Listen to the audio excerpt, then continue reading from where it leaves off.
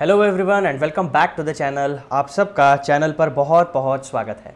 मित्रों, आपको आपकी स्क्रीन पर दिख रहा है मेरा चैनल जिसका नाम है श्रीनिधि बोरीकर सीए इंटरमीडिएट। इसे आप यूट्यूब पर सर्च करिए, सब्सक्राइब करिए चैनल को, सारे बेल नोटिफिकेशंस ऑन करिए और वीडियोस को देखिए और शेयर करिए।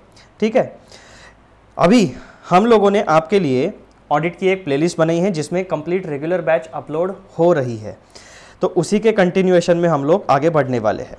लास्ट लेक्चर हमारा था lecture number 1 of chapter number 2 जिसका नाम है audit strategy, audit planning and audit programme. उसमें लेक्चर नंबर 1 अपलोड हो चुका है, जो आपको आपकी स्क्रीन पे पहला थंबनेल दिख रहा है वो है lecture number 1, auditor's responsibility to plan and audit of financial statements. अब हम लोग आगे बढ़ेंगे और हमारा जो आज का लेक्चर है दैट इज लेक्चर नंबर 2, उसकी पढ़ाई हम लोग करने वाले हैं। चलो मैं अभी आपको वापस लेके आता हूँ अपने नोट्स में, वहाँ पे हम लोग अपनी पढ़ाई शुरू करेंगे। तो मित्रों, सबसे पहले मैं आपको हमेशा की तरह दिखा देना चाहता हूँ आपका इंडेक्स, जहाँ पे हम लोग सब सारी चीज़ों का ट्रैकिंग करते हैं। यहाँ पे आप देखो, आपको दिख रहा है आपका इंडेक्स।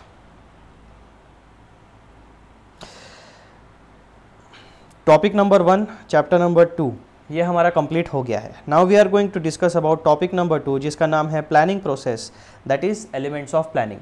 यानी कि जो ऑडिट का प्रोसेस है, ये जो ऑडिट का प्रोसेस है उसमें प्लानिंग किस तरीके से की जाती है।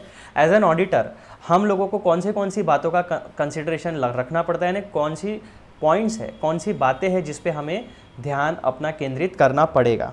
और एलिमेंट्स ऑफ प्लानिंग यानी एक्चुअल में जब हम ऑडिट करने से पहले किसी भी क्लाइंट के ऑफिस में जाके अकाउंटिंग रिकॉर्ड्स मांगने से पहले हम क्या करते हैं, वहाँ पे क्लाइंट प्लेस पे जाके हमें क्या एक्टिविटीज़ परफॉर्म करनी है, कौन से टास्क परफॉर्म करने हैं, कौन से डॉक्यूमेंटेशन को रेडी करना है और कौन से डॉक्यूमेंट्स का वेरिफिकेशन करके उसमें अपना ऑब्जर्वेशन नोट करना है। ये सारी चीज़ें इंक्लूड होगी आपके प्लानिंग प्रोसेस में। तो स्टार्ट से लेकर एंड तक ऑडिट का जो प्लानिंग है उसमें हम लोग क्या क्या चीज़ें फॉलो करते हैं, वो सारा का सारा बात आपको यहाँ पे टॉपिक नंबर 2 में सीखने को मिलने वाला है। नोट्स में हमारे ICAI के स्टडी मटेरियल में पेज नंबर 2.7 पे हमें जाना है, वहाँ पे आपको ये वाला टॉपिक दिखने वाला है। आ जाओ, पेज नंबर 2.7 पे चलते हैं। ये देखो, ये आ गया आपका पेज नंबर 2.7, ये आ गया आपका topic number 2, planning process, elements of planning. यहाँ पे मेजरली हमें 2 बातें पढ़नी है। Point number 1, preliminary engagement activities, यानी ऑडिट को एक्सेप्ट करने के बाद ऑडिट शुरू करने से पहले हमें प्रिलिमिनरी एक्टिविटीज़ क्या करनी है, और दूसरा ऑडिट किस तरीके से परफॉर्म करना है उसका प्लानिंग। तो पूरा का पूरा टॉपिक आपको इन 2 सब टॉपिक्स में डिवाइडेड है और यही पढ़ाई हमें यहाँ पर करनी है। अब हम लोग वापस आते हैं हमारे नोट्स में। टॉपिक नंबर 1 हमारा पूरा हो चुका है। अब हम लोग पढ़ाई करने वाले हैं टॉपिक नंबर 2 की। तो हमारा एज यूजुअल सबसे पहला काम क्या होता है, एज अ स्टूडेंट हम सबसे पहले जो टॉपिक हमें पढ़ना है उसका रोड मैप क्लियरली हमारे दिमाग में स्टोर होना चाहिए। तो topic number 2, planning process, elements of planning. आपको ऑडिट का प्लानिंग किस तरीके से करना है। Point number 1, preliminary engagement activities. जब भी कोई क्लाइंट, कोई व्यक्ति, कोई ऑर्गेनाइजेशन किसी भी क्वालिफाइड चार्टर्ड अकाउंटेंट को हायर करता है to check his financial statement and give opinion in audit report, ऐसे ऑडिट के काम को कहा जाता है एंगेजमेंट एक्टिविटीज़। ऑडिट का अपॉइंटमेंट क्या होता है, उसी को हम लोग कहते हैं ऑडिट एंगेजमेंट। ठीक है, तो प्रिलिमिनरी एंगेजमेंट एक्टिविटीज़ यानी किसी भी व्यक्ति या किसी भी ऑर्गेनाइजेशन ने आपको ऑडिट का काम देने के बाद, एज एन ऑडिटर अपॉइंट करने के बाद सबसे पहला काम आप क्या करोगे। तो हमें ये सीखना है कि ये प्रिलिमिनरी एंगेजमेंट एक्टिविटीज़ होती है, उसकी डेफिनेशन यानी उसका मतलब क्या है। पॉइंट नंबर 2 में हम पढ़ेंगे प्रिलिमिनरी एंगेजमेंट एक्टिविटी इंक्लूड। अब जो काम हमें करना है अपॉइंटमेंट होने के बाद सबसे पहला काम हमें क्या करना है, तो point number A, performing procedures regarding the continuance of client relationship. यानी हमारा और क्लाइंट का जो ऑडिट का रिलेशनशिप है, एक ट्रांजैक्शनल रिलेशनशिप है, उसे कंटिन्यू बेसिस पे हमें आगे लेके चलना है। पॉइंट नंबर 1 हम क्या पढ़ेंगे उसमें, एंश्योर एप्रोप्रिएट प्रोसीजर्स फॉलोड। यानी ये एक प्रोफेशनल काम है, एक प्रोफेशनल एंगेजमेंट है, एक प्रोफेशनल अग्रीमेंट है। तो यहाँ पर जितनी भी अप्रोप्रिएट प्रोसीजर्स है, जितने भी अप्रोप्रिएट एग्रीमेंट्स है, जितने भी अप्रोप्रिएट डॉक्यूमेंटेशन है, उस काम को एक्सेप्ट करने का वो सारा का सारा प्रूफ, वो सारी की सारी प्रोसीजर्स आपकी फॉलो होनी चाहिए, प्रूफ जनरेट होना चाहिए। Point number 2, obtain necessary information. आपको किस तरीके का ऑडिट करना है, क्या काम करना है, कितने दिन लगने वाले हैं, क्लाइंट के क्या एक्सपेक्टेशन है, आपकी प्रोफेशनल फीस क्या होगी, आपको उनके ऑर्गेनाइजेशन में कौन से लोग, कौन से डिपार्टमेंट सपोर्ट करने वाले हैं, आपको फाइनेंशियल इन्फॉर्मेशन कब और कहाँ और किस फॉर्मेट में, फिजिकल फॉर्मेट में यानी प्रिंटेड पेपर पर मिलने वाली है या डिजिटल फॉर्मेट में मिलने वाली है, वो सारी बातें आपको ऑडिट शुरू होने से पहले क्लैरिटी के साथ आपके पास होनी चाहिए। Point number 3, assess integrity and competence, यानी जो आपके टीम मेंबर्स हैं जिनको लेके आप ऑडिट करने वाले हो, उनकी इंटेग्रिटी, दैट मीन्स ऑनेस्टी, और उनका कॉम्पिटेंस यानी उन्हें ऑडिट का काम आता है या नहीं आता है, ये चेक करोगे। प्लस आप जो मैनेजमेंट होता है एंटिटी का, उसकी भी ऑनेस्टी और उसका कॉम्पिटेंस चेक करोगे, ताकि जो ऑडिट की रिस्क है उसको अच्छे तरीके से आप असेस कर पाओ। Point number 4, communication with predecessor auditor, यानी आपसे पहले जो ऑडिटर था, करंट ईयर का ऑडिट एक पर्टिकुलर चार्टर्ड अकाउंटेंट को मिला है, उसके पहले अगर किसी और ने ऑडिट किया है तो उसके साथ एक बेसिक कम्युनिकेशन करना पड़ेगा to get the initial information कि क्लाइंट का कॉर्पोरेट कल्चर किस तरीके का है, क्लाइंट ऑडिट के समय सपोर्ट करता है या नहीं करता है, पिछले ऑडिट में कोई फ्रॉड या कोई ऐसी बातें जो ऑडिटर को ध्यान में रखनी चाहिए, क्या पुराने ऑडिटर को ऐसी कोई बातें पता चली है क्या, वो सारी बातें आप डिस्कस करोगे। ठीक है। फिर पॉइंट नंबर बी, पहला जो मुद्दा है हमारा, प्रिलिमिनरी एंगेजमेंट एक्टिविटी में क्या क्या बातें इंक्लूड की जाती है, तो performing procedures regarding continuous of client relationship, उसमें ये 4 बातें हमें ध्यान में रखनी है। फिर पॉइंट नंबर बी में हमें क्या पढ़ना है, प्रिलिमिनरी एंगेजमेंट एक्टिविटीज़ में पॉइंट नंबर बी में हम पढ़ेंगे बच्चों, मेरे प्यारे मित्रों, मेरे प्यारे फ्यूचर चार्टर्ड अकाउंटेंट्स, हम लोग पढ़ने वाले हैं evaluating compliance with ethical requirements including independence. 3 शब्द यहाँ पे आप ध्यान दो, कंप्लायंस, एथिकल रिक्वायरमेंट्स, इंडिपेंडेंस, 3 बातों का हमें ध्यान रखना है। कंप्लायंस किन चीज़ों का करना है, एथिकल रिक्वायरमेंट्स का और इंडिपेंडेंस का। Continuous evaluation of ethical compliance, यानी जो ऑडिटर की टीम है और जो खुद ऑडिटर है वो सारे एथिकल रिक्वायरमेंट्स के साथ कंप्लाई करता है या नहीं। जो भी institute of chartered accountants of India ने उसे कंप्लायंसेस बताए हैं, जो भी स्टैट्यूट्स ने, जो भी लॉज, रूल्स एंड रेगुलेशंस है, उसके हिसाब से सारे कंप्लायंसेस प्रॉपरली फॉलो किए गए हैं या नहीं किए गए हैं। और ऑडिटर का इंडिपेंडेंस, हमेशा ऑडिट का काम शुरू होते ही और शुरू होने से लेकर ख़त्म होने तक हमेशा एक ऑडिटर या उसका assistant mentally and physically independent होना चाहिए। दैट मीन्स जो उसका ओपिनियन है, जो ऑडिटर का ओपिनियन है, वो किसी भी व्यक्ति के ओपिनियन से या किसी भी ऑर्गेनाइजेशन के ओपिनियन से इन्फ्लुएंस नहीं होना चाहिए। वो न्यूट्रल होना चाहिए, अनबायस्ड होना चाहिए और फैक्चुअल होना चाहिए। दैट मीन्स काम करते वक्त, ऑडिट का काम करते वक्त जो ऑडिट एविडेंस हमारे सामने आता है उसी को बेसिस बना के हम अपना ओपिनियन देने वाले हैं। तो एथिकल रिक्वायरमेंट्स एंड इंडिपेंडेंस में हमें सबसे पहली बात क्या ध्यान में रखनी है, continuous evaluation of ethical compliance, यानी जो भी हमारी टीम है, जो भी हमारे फर्म के या चार्टर्ड अकाउंटेंसी फर्म के या सोल प्रोप्राइटरशिप के जो भी एथिकल कंप्लायंसेस है, एथिकल रिक्वायरमेंट्स है, वो फॉलो होते हैं या नहीं।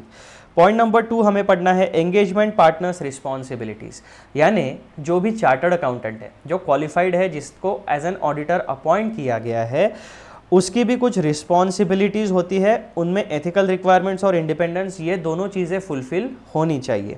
पॉइंट नंबर 3 क्या पढ़ेंगे हम लोग, फॉर्मिंग कंक्लूजन ऑन इंडिपेंडेंस, यानी बेसिकली पूरे के पूरे इसमें आपको हमेशा सतर्क रहना है, अलर्ट रहना है कि एक आपकी खुद की यानी चार्टर्ड अकाउंटेंट की यानी ऑडिटर की एथिकल रिक्वायरमेंट्स और उसके टीम मेंबर्स की एथिकल रिक्वायरमेंट्स एंड इंडिपेंडेंस, दोनों का फुलफिलमेंट हमेशा रहना चाहिए।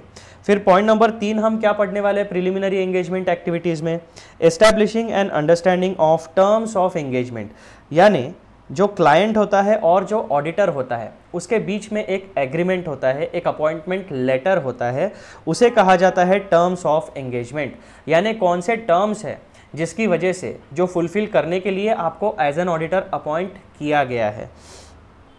उन चीज़ों का अंडरस्टैंडिंग ऑडिटर को अच्छे से होना चाहिए। स्कोप ऑफ ऑडिट क्या है, खुद की रिस्पॉन्सिबिलिटीज़ क्या है, कितने समय में ऑडिट रिपोर्ट कंप्लीट करके देना है, किस तरीके का ओपिनियन, यानी कौन से फाइनेंशियल स्टेटमेंट्स में ओपिनियन देना है या किसी पर्टिकुलर सेगमेंट पे ओपिनियन देना है, ये सारी चीज़ें आपको अच्छे से समझ होनी चाहिए। पॉइंट नंबर 1 क्या पढ़ेंगे हम लोग मित्रों, उसमें interest of entity and auditor, यानी एंटिटी और ऑडिटर हमेशा हमारे पास दो पार्टीज़ होती है जो इस टर्म्स ऑफ एंगेजमेंट में इंटरेस्टेड होती है, तो उन दोनों के दिमाग में सेम पॉइंट्स पर अग्रीमेंट होना चाहिए। Point number 2, avoiding confusion ensures no confusion regarding terms of engagement, यही चीज़ हमने देखी थी पहले। फिर point number 3, preliminary engagement activities. तो मित्रों कुल मिलाकर हमें इस तरीके के 3 पॉइंट्स ध्यान में रखने हैं पॉइंट नंबर 2 में। पहला, performing procedures regarding the continuance of client relationship, दूसरा, compliance with ethical requirements and independence, और तीसरा, establishing understanding of terms of engagement. ये 3 बातें प्रिलिमिनरी एंगेजमेंट एक्टिविटीज़ में एक ऑडिटर को हमेशा करनी होती है। फिर हम लोग आते हैं पॉइंट नंबर 2 पे, जो कि है हमारा प्लानिंग एक्टिविटी। अब हमारा बेसिक प्रिलिमिनरी एक्टिविटीज़ खत्म हो गई है, अब हम ऑडिट को प्लान करेंगे। तो प्लानिंग एक्टिविटी में हमें क्या करना है, point number 1, establishing the overall audit strategy, यानी पूरे ऑडिट की जो हमारी प्रोसेस है उसे किस तरीके से हमें एग्जीक्यूट करना है, किस तरीके से इम्प्लीमेंट करना है, और ऑडिट की जो प्रोसेस जिसमें बहुत सारे स्टेप्स हम लोग फॉलो करने वाले हैं, उन स्टेप्स का आउटकम, कलेक्टिव आउटकम क्या होना चाहिए, ऑडिट रिपोर्ट। तो ये सारी की सारी, यानी पूरा काम का डायरेक्शन जो होता है वो आप सेट करोगे as an auditor, as an engagement partner. ठीक है, तो establishing the overall audit strategy, यानी स्टार्टिंग से लेकर एंड तक, उसमें आपके क्लाइंट आ गए, क्लाइंट के लिए जो एम्प्लॉयज़ काम करते हैं वो आ गए, आप खुद आ गए, दैट मीन्स ऑडिटर, और आपकी जो ऑडिट टीम है वो आ गई। इन सारे लोगों से किस तरीके से काम करा लेना है, क्या क्या ऑडिट के वर्किंग पेपर्स क्रिएट होने चाहिए, कौन से सेगमेंट हाई रिस्क है, कौन से सेगमेंट लो रिस्क है, हाई रिस्क में किस तरीके की ऑडिट प्रोसीजर्स फॉलो करनी है, लो रिस्क एरियाज में किस तरीके की ऑडिट प्रोसीजर्स फॉलो करनी है, ये सारी स्ट्रैटेजी, यानी पूरे के पूरे काम का ब्लूप्रिंट आपको तैयार करना पड़ेगा। Point number 1, establishing the overall audit strategy. उसमें हमें क्या करना है, सबसे पहले तो हम देखेंगे कि ये जो ओवरऑल ऑडिट की स्ट्रैटेजी है इसकी डेफिनेशन क्या है, that means strategy, audit strategy की डेफिनेशन क्या है, उसका मतलब क्या होता है। पॉइंट नंबर बी में हम पढ़ेंगे the process of establishing the overall audit strategy. ठीक है, the process of establishing the overall audit strategy to assist the auditor in determining matters such as, यानी ये 4 मैटर्स है, इन मैटर्स को डिटरमाइन करने के लिए ऑडिटर को हेल्प होती है। The process of establishing the overall audit strategy, यहाँ पे आपको 2 लिखना है, यहाँ पे मिसप्रिंट हो गया है। The process of establishing the overall audit strategy to assist the auditor in determining matters such as, point number 1, resources to deploy for specific audit areas, यानी high risk area, low risk area, कौन से काम में ज़्यादा समय लगने वाला है, कौन से काम में कम समय लगने वाला है, कहाँ पे ज़्यादा टीम मेंबर्स लगने वाले हैं, कहाँ पे कम टीम मेंबर्स लगने वाले, कहाँ पे एक्सपर्ट टीम मेंबर्स लगने वाले हैं, कहाँ पे इंटर्न्स को भेज के भी काम हो जाएगा। That means resources. रिसोर्सेज का मतलब केवल और केवल पैसा नहीं होता, time, energy, money, competence, team members, ये सारे चीज़ें एज एन ऑडिटर आपके रिसोर्सेज में शामिल की जाती है। तो स्ट्रैटेजी जब आप बनाते हो एज एन ऑडिटर, तो सबसे पहला पॉइंट आपको क्या ध्यान में रखना है, resources to deploy for specific audit areas, यानी कौन सा काम करने के लिए कौन से किस तरीके के रिसोर्सेज आपको यूज़ करने हैं वो डिसाइड करना। पॉइंट नंबर 2 में हमें क्या पढ़ना है, amount of resources to allocate to specific audit areas, यानी अगर आपने कोई audit area for example purchases को आइडेंटिफाई किया है, तो परचेसेस का काम पूरा करने के लिए आपको कितने टीम मेंबर्स लगेंगे, कितना समय लगेगा और कितने एक्सपर्ट्स की ज़रूरत लगेगी, इन सारी चीज़ों का आकलन करना, एनालिसिस करना, दैट मीन्स कितने रिसोर्सेज को एलोकेट करना, ये इसका डिसीजन करना। Point number 3, When these resources are to be deployed, point number 4, how such resources are managed, directed and supervised। तो एक ऑडिटर का काम क्या होता है, उसके रिसोर्सेस किस तरीके से ऑडिट में यूज होने चाहिए जिसकी वजह से उसको मैक्सिमम आउटपुट मिले, जो काम वो करने आया है वो स्टैंडर्ड्स ऑन ऑडिटिंग भी फॉलो हो, वो अकाउंटिंग स्टैंडर्ड्स भी फॉलो हो, यानी सारे चीज़ों का कंप्लायंस करते हुए अपने रिसोर्सेज का मैक्सिमम पॉसिबल यूटिलाइजेशन उसको करना है, यानी ऑप्टिमम यूटिलाइजेशन। ठीक है, फिर पॉइंट नंबर सी में हम लोग क्या पढ़ने वाले हैं, factors to be taken into consideration by the auditor for establishing overall audit strategy. यानी जब आप स्ट्रेटेजी बनाते हो एज एन ऑडिटर तो आप लोगों को पॉइंट नंबर 1, 2 ऐसे इन फैक्टर्स को कंसिडर करना है। पॉइंट नंबर 1 में क्या कंसिडर करोगे आप, identify the characteristics of the engagement that define it's scope. यानी सबसे पहले तो आप ऑडिट का स्कोप क्या है, आपको कितना काम करना है उसके बारे में डिसीजन फाइनल करो। Point number A, financial reporting framework applicable to the entity, यानी किस तरीके से उनको फाइनेंशियल स्टेटमेंट्स अपने प्रिपेयर करने हैं, फाइनेंशियल रिपोर्टिंग के लिए उनको कौन से laws, rules and regulations applicable है, वो बातें। फिर बी, पॉइंट नंबर बी क्या आता है, nature of business segments to be audited including the need for specialised knowledge. Point number C, industry specific reporting requirements required by industry regulators, जैसे telecom sector को TRAI, telecom regulatory authority of India regulate करती है, insurance sector को insurance regulatory and development authority of India regulate करती है। उसके बाद में और कौन सी इंडस्ट्री ऐसी बचती है, बैंकिंग रेगुलेशंस यानी RBI रेगुलेशंस सारी बैंकिंग इंडस्ट्री को रेगुलेट करती है। तो ये क्या हो गए, ये हो गए इंडस्ट्री रेगुलेटर्स। उसी तरीके से ये जो रेगुलेटर्स होते हैं ये क्या करते हैं, इनकी इंडस्ट्री में यानी बैंकिंग इंडस्ट्री में, इंश्योरेंस इंडस्ट्री में, टेलीकॉम इंडस्ट्री में जो भी एंटिटीज, जो भी ऑर्गेनाइजेशंस काम करती है उन्हें वो स्पेसिफिक फाइनेंशियल रिपोर्टिंग के नियम बताते हैं। यानी आपकी बैलेंस शीट P&L इस फॉर्मेट में हमें चाहिए, बैलेंस शीट P&L के साथ साथ डायरेक्टर की ये रिपोर्ट आपको इस फॉर्मेट में, यानी बेसिकली आपको वो फॉर्मेट्स बताते हैं। फाइनेंशियल स्टेटमेंट यानी फाइनेंशियल रिपोर्टिंग आप किस फॉर्मेट्स में करोगे, कितना फाइनेंशियल रिपोर्टिंग आपको करना है, ये सारी चीज़ें वहाँ पर आपको मिलने वाली है। ठीक है, उसके बाद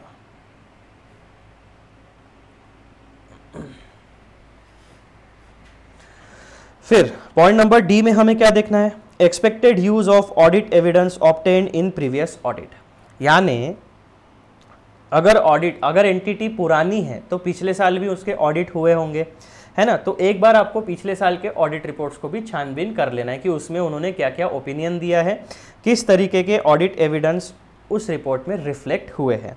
तो पॉइंट नंबर 1 आपको जब आप ऑडिट की स्ट्रेटेजी बनाओगे तो इन 4 मुद्दों के बारे में ध्यान में रखना है। फिर पॉइंट नंबर 2 क्या कहता है,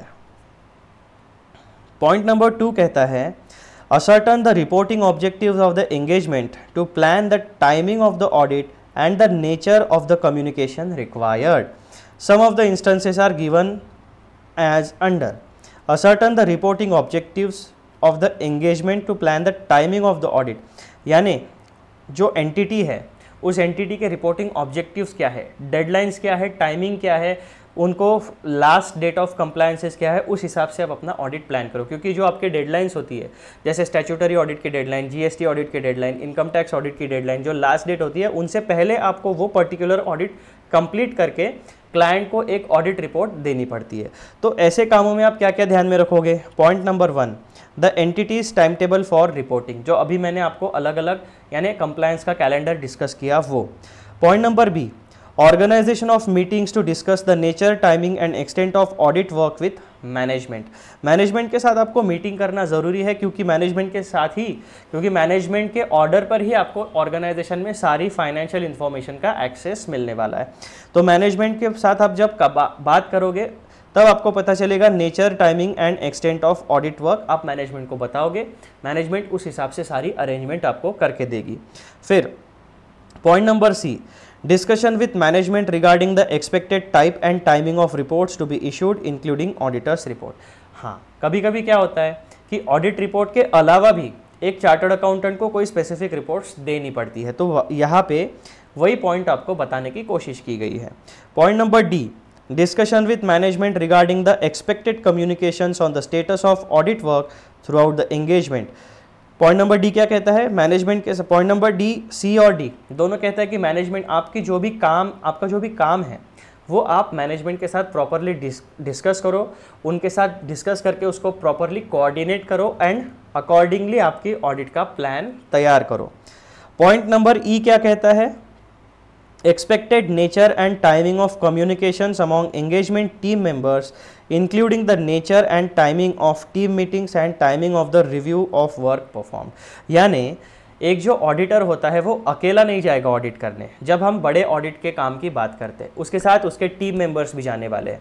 तो जो आपके टीम मेंबर्स आपके साथ काम करने जाएंगे वो काम करेंगे और आपको रिपोर्ट, डेली रिपोर्ट सबमिट करेंगे।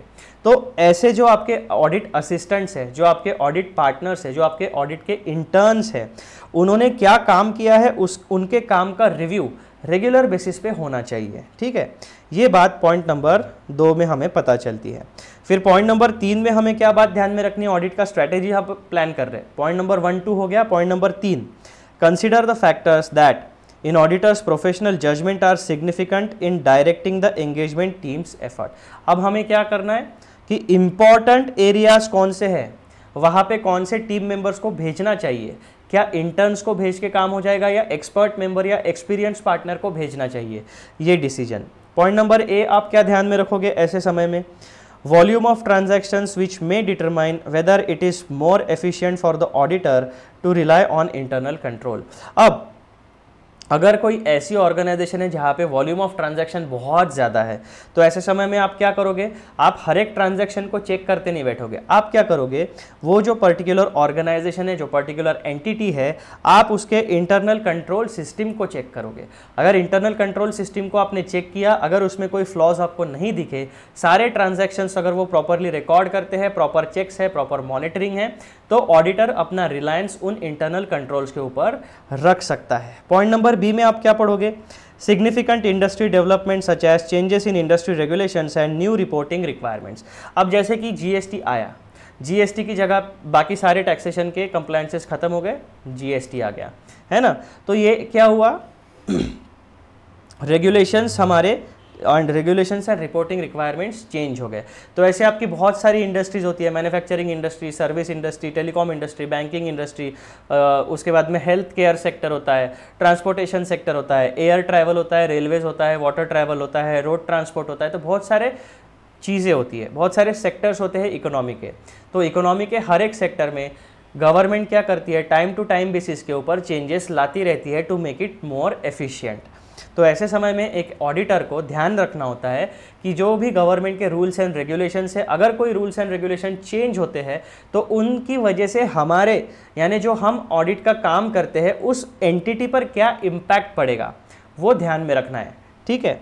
Point number C, significant changes in the financial reporting framework such as changes in accounting standards. अब हमारे पास पहले accounting standards issued by institute of chartered accountants of India थे, उसके बाद क्या हुआ, इंडियन अकाउंटिंग स्टैंडर्ड्स को अप्लाई किया गया। तो अब जो कंपनीज है वो इंडियस को फॉलो करती है और कुछ ऑर्गेनाइजेशंस है जिन्हें अकाउंटिंग स्टैंडर्ड्स एप्लीकेबल है।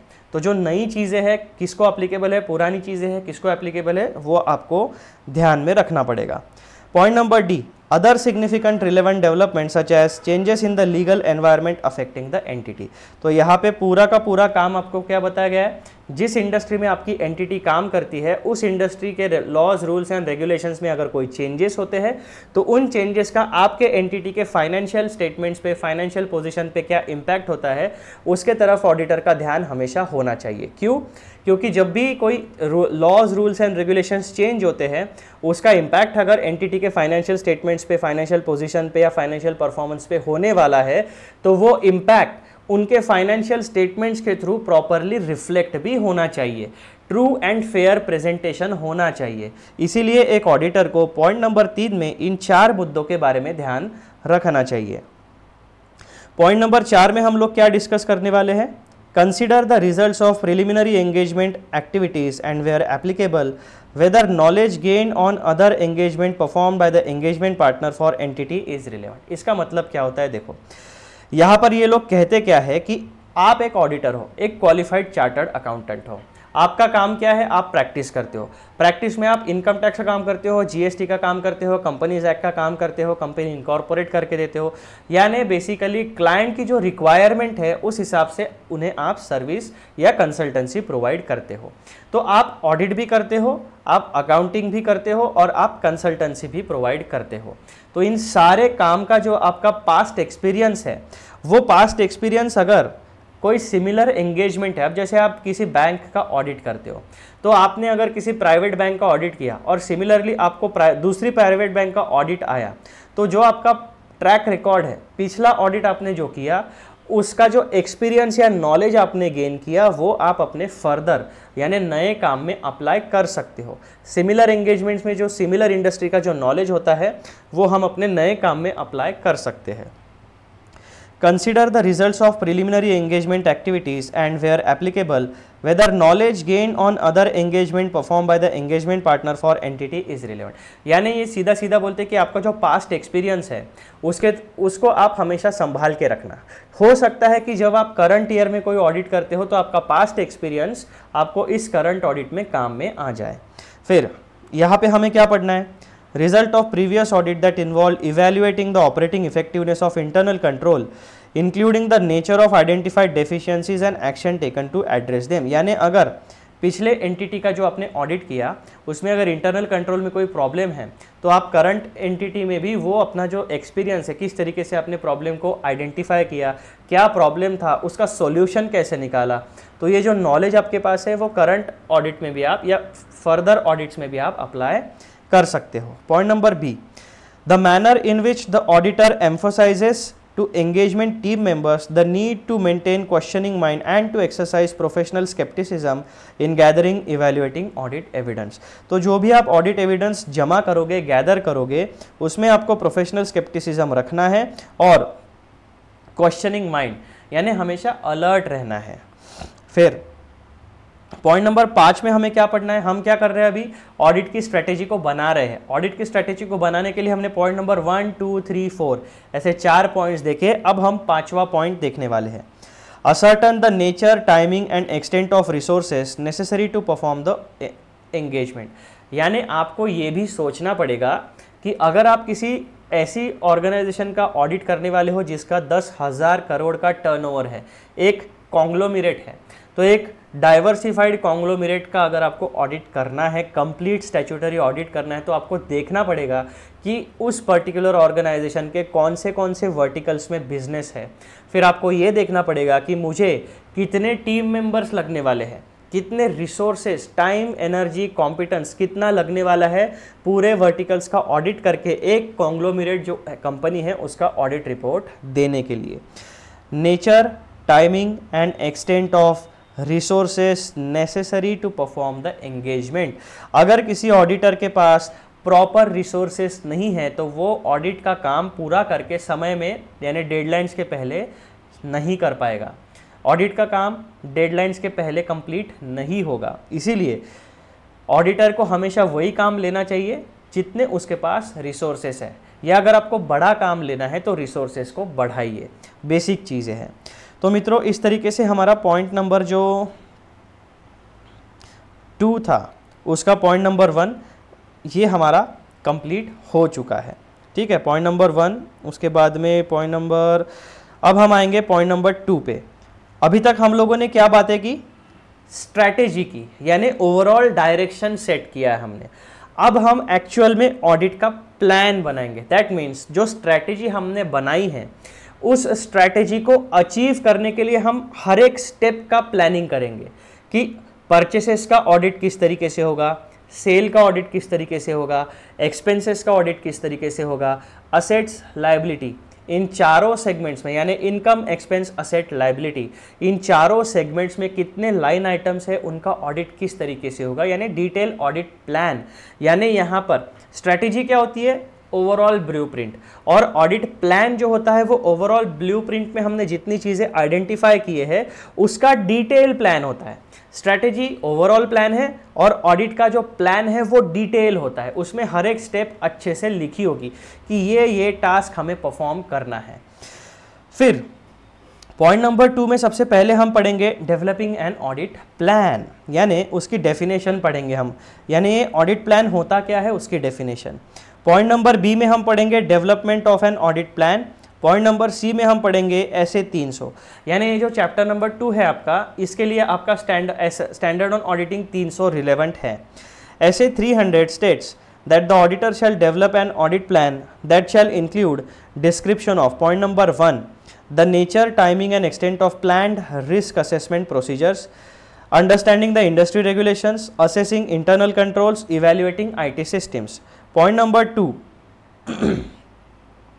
the nature, timing and extent of planned further audit procedures at assertion level, substantive testing of revenue, verification of fixed assets and testing provisions for doubtful debts. Point number 3 में हम क्या देखेंगे, other plan audit procedures that are required to be carried out so that the engagement complies with SAs, review of subsequent events, assessment of going concern. Point number C, compliance with ethical requirements. इस तरीके से हमारा topic number 2 जो है वो complete होता है। तो यहाँ पे आप देखो, ये जो डेवलपमेंट ऑफ ऑडिट प्लान आपको दिख रहा है, यहाँ पे सबसे बढ़िया चीज़ आपको क्या दिख गई, स्टैंडर्ड ऑन ऑडिटिंग 300। तो हम लोग क्या करेंगे, ऐसे 300 को देखते हैं। ऐसे 300 कहाँ पे गया हमारा, ठीक है यहाँ पे हमारे पास नहीं है, मैं दिखा दूंगा आपको, ठीक है।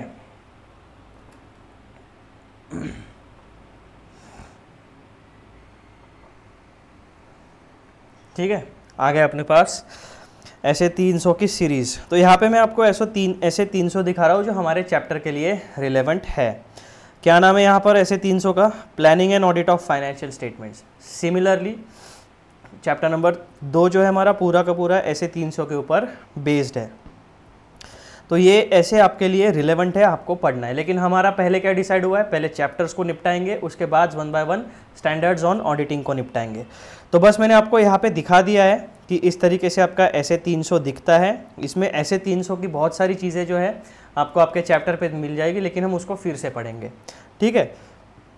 तो इस तरीके से आपका बेयर स्टैंडर्ड ऑन ऑडिटिंग का टेक्स्ट होता है, जो ओरिजिनल टेक्स्ट है। आपको इंस्टीट्यूट की वेबसाइट पे ये सारी चीज़ें मिल जाएगी, चिंता करने की ज़रूरत नहीं है, वहाँ से आप डाउनलोड कर सकते हो। अब हम लोग आते हैं वापस हमारे नोट्स में। तो मित्रों, इस तरीके से हम लोगों ने टॉपिक नंबर 2 का पूरा जो रोड मैप है, वो रोड मैप क्लियर हमारे दिमाग में होना चाहिए। ये मैं क्यों पढ़ाता हूँ आपको, यानी मैं खुद भी क्यों पढ़ता हूँ रोड मैप जब हम पढ़ते हैं ना, तब हम लोग उस टॉपिक के साथ कनेक्ट हो जाते हैं, हमें पता चल जाता है कि हमें कौन सी बातें पढ़नी है। और जब हम इनिशियली रीडिंग करते हैं, जब हम अभी जैसे रेगुलर बैच हमारी है, तो यहाँ पे हम लोग पहली बार ऑडिट को पढ़ते हैं। ये मैं अज्यूम करता हूँ कि जब मैं पढ़ा रहा हूँ तो स्टूडेंट्स को मैं पहली बार पढ़ा रहा हूँ, जो स्टूडेंट है वो पहली बार ऑडिट का टॉपिक पढ़ता है। तो हर वर्ड को हमें पढ़ना ज़रूरी होता है, क्योंकि जितना ज़्यादा हम पढ़ेंगे उतना, देखिए सिंपल रूल है, जितना हम पढ़ते हैं उतना हम रिटेन नहीं कर पाते, यानी उतना हम याद नहीं कर पाते। तो एक हमारा कॉन्फिडेंस बूस्ट होना चाहिए, क्या कि मैंने पूरी किताब वर्ड टू वर्ड कम से कम एक बार पढ़ी है। क्या पता कि एग्ज़ाम में आपको कौन सा क्वेश्चन आ जाए और आपको उस समय पे क्या दिमाग में याद आ जाए। तो इसीलिए सारे के सारे टॉपिक आपके आंखों के सामने से कम एक बार आपकी रीडिंग होनी चाहिए। तो ये हमारा मोटिव होता है। तो ये स्टेप्स है, इसको आप डिसिप्लिन के साथ पढ़िए। हर एक चैप्टर का जो आपका इंडेक्स होता है वो आपका होता है रोड मैप। अगर आपके किताब में या नोट्स में इंडेक्स नहीं है तो वो इंडेक्स आप लोग बनाइए, उस रोड मैप को बनाइए। उस रोड मैप को ऊपर नीचे उल्टा पाल्टा करके हर रोज़ पढ़िए, कम से कम आपको हेडिंग्स याद हो जाएंगे। अगर आपको टॉपिक्स के हेडिंग याद है तो उसके टॉपिक के अंदर क्या है वो भी आपको याद आ जाएगा। स्टार्टिंग ट्रबल होता है, अगर हेडिंग याद आ गया तो अंदर का टॉपिक भी याद आ जाता है। हेडिंग ही याद नहीं आया तो अंदर में क्या है वो मिक्सअप हो जाता है, हम अच्छे से आंसर लिख नहीं पाएंगे। तो मित्रों, इस तरीके से हमने जो ऑडिट की प्लानिंग प्रोसेस होती है, उस प्लानिंग की प्रोसेस में हमें क्या क्या चीज़ें ध्यान में रखनी है एज एन ऑडिटर, हमें एक्चुअल में कौन से स्टेप्स को परफॉर्म करना है, वो बातें इस टॉपिक में हमें बताई गई है। ठीक है, अब हम उस टॉपिक के ऊपर जंप करते हैं। टॉपिक नंबर 2 है हमारा ये,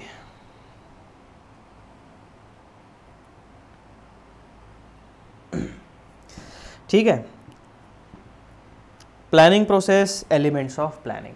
अब हम एकदम तबीयत से अच्छे से इसको पढ़ेंगे। सबसे पहले एक इंपॉर्टेंट स्टेटमेंट है, वो क्या है वो देखो। The audit planning process is essential for ensuring a systematic and efficient audit. Planning करना क्यों ज़रूरी है? ताकि जो हमारा काम है वो सिस्टमैटिक और एफिशिएंट तरीके से पूरा हो सके। It involves a series of steps designed to set the groundwork for the audit and guide the audit team's effort. तो ऑडिट के प्लान में होता क्या है? Series of steps designed to set the groundwork for the audit team and guide the audit team's efforts. यानी जो actual में आपका जो ऑडिट असिस्टेंट होगा या इंटर्न होगा या जो क्वालिफाइड चार्टर्ड अकाउंटेंट है, जिसे आप as a partner, as a senior partner भेजते हो, काम करने के लिए जाते हो, तो आपके पास एक क्लियर कट रास्ता होता है कि काम कहाँ से शुरू करना है, कितने दिनों में कितना काम पूरा होना चाहिए और ऑडिट रिपोर्ट हमारी डेडलाइन क्या है। The elements of planning can be categorised into 2 main activities. तो जो आपकी एलिमेंट्स है, प्लानिंग के एलिमेंट्स, ये 2 मेन कैटेगरीज में डिवाइड होते हैं। पहली कैटेगरी क्या है? प्रिलिमिनरी एंगेजमेंट एक्टिविटीज़, और दूसरी कैटेगरी है हमारे मित्रों, उसका नाम है planning activities. These activities help auditors to understand the client's business, assess risk and establish the audit's overall strategy and approach. यानी ये 2 काम अगर आप अच्छे से करते हो, इन 2 कामों में अगर आपकी क्लैरिटी है, तो आपको क्लाइंट के बिजनेस का अंडरस्टैंडिंग भी आ जाएगा, आप रिस्क असेसमेंट भी कर लोगे कि इस काम में कहाँ पे रिस्क है ना, उन एरियाज़ को आप अच्छे से चेक करोगे, डिटेल में चेक करोगे। उसके बाद establish the audit's overall strategy and approach, यानी जो क्लाइंट का बिजनेस आप समझ चुके हो, जहाँ पे आपने रिस्क असेसमेंट कर लिया है, वहाँ पर आप अच्छे से आपकी overall audit strategy and approach decide कर सकते हो कि काम किस तरीके से फुलफिल करना है। ठीक है, आ जाओ, अब इन 2 पॉइंट्स का हम डिटेल में एक्सप्लेनेशन पढ़ने वाले हैं। Point number 1, preliminary engagement activity की डेफिनेशन क्या है? Preliminary engagement activities refer to initial steps taken by an auditor before commencing the detailed audit process। यानी फुल फ्लेजेडली ऑडिट का काम शुरू करने से पहले जो इनिशियल स्टेप्स एक ऑडिटर, एक क्वालिफाइड चार्टर्ड अकाउंटेंट इनिशिएट करता है, उसे कहा जाता है preliminary engagement activities. These activities are essential for establishing clear understanding of preliminary engagement activities। क्यों ज़रूरी है? क्योंकि हमें ये 3 पॉइंट समझ में आ जाएंगे। पहला, क्लाइंट का बिजनेस एनवायरनमेंट कैसा है या क्लाइंट का ओवरऑल एनवायरनमेंट कैसा है। ensuring that the auditor has the necessary resources and expertise, यानी फाइनेंशियल रिसोर्सेज, कॉम्पिटेंस, स्किल, ये सारी चीज़ें एक ऑडिटर के पास है, साथ ही साथ उसके पास एक्सपर्टीज भी है, दैट मीन्स उस इंडस्ट्री का नॉलेज भी है। And point number 3, confirming that the engagement is viable and ethical, यानी ये वायबल मीन्स व्हाट कि आपने जो ऑडिट का काम लिया है आप उसे पूरा कर पाओगे, और एथिकल यानी इसमें किसी तरीके का कोई झोल झपाटा नहीं है, कोई इलीगल या क्रिमिनल एक्टिविटी नहीं हो रही है। तो मित्रों, ये था simple definition of preliminary engagement activities. Preliminary engagement activities refer to the initial steps taken by an auditor before commencing the detailed audit process. These activities are essential for establishing clear understanding of point number 1, client's environment, point number 2, ensuring that the auditor has the necessary resources and expertise, point number 3, confirming that the engagement is viable and ethical. Simple, ज़्यादा कोई explanation की ज़रूरत नहीं है इसमें। point number 2,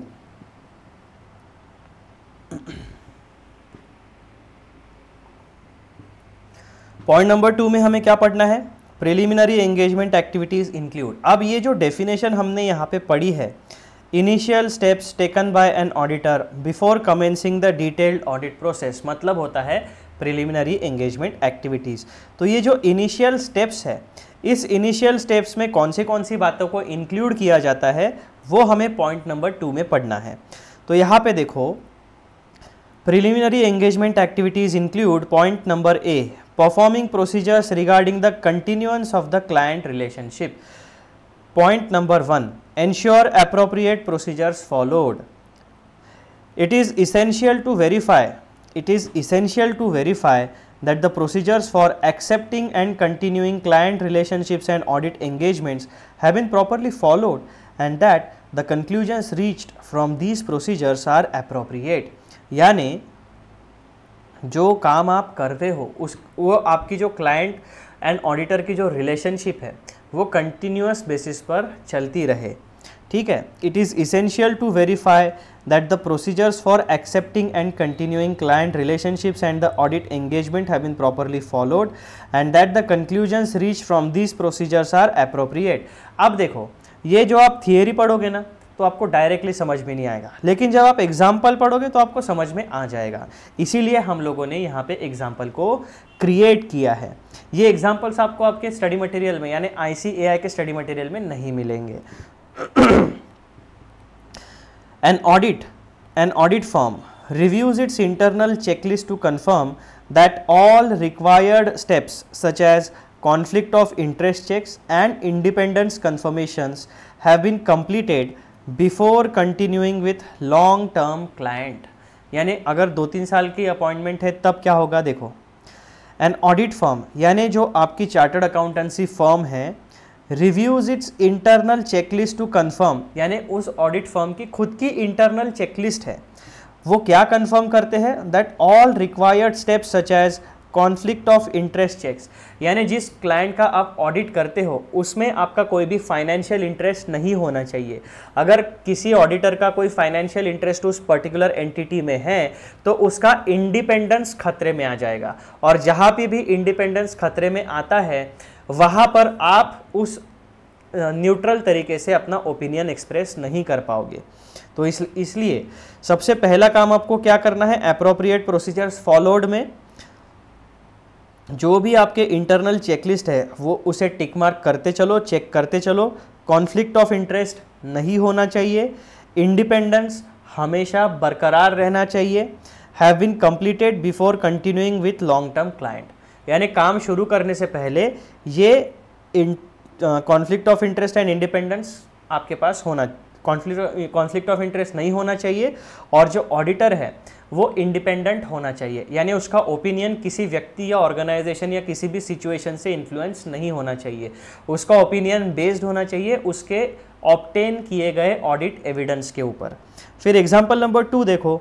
a firm documents the decision process for accepting a new client, ensuring that the engagement partner and senior management have approved the engagement after considering all relevant factors.